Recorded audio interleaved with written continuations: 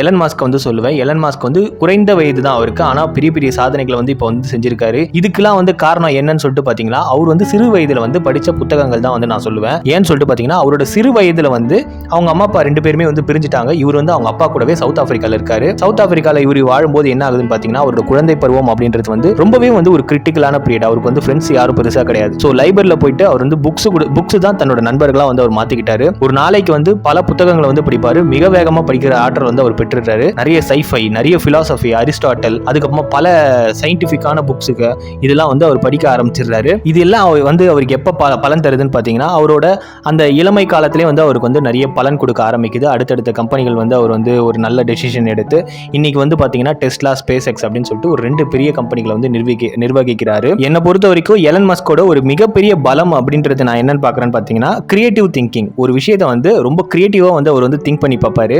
ஒரு சாதா electric car வந்து பார்த்தீங்கன்னா, அவர் எடுத்த காலகட்டத்தில் வந்து ரொம்ப ஸ்லோவாக போகும், டக்குன்னு சார்ஜ் காலி ஆகிடும். அதை வந்து மாற்றி அமைக்கிறேன்னு சொல்லிட்டு ஒரு டெஸ்லான்னு ஒரு கம்பெனியை வந்து வாங்கி அதில் இருக்க கார் எல்லாத்தையுமே வந்து ஸ்போர்ட்ஸ் கார் மாதிரி மாற்றுறாரு.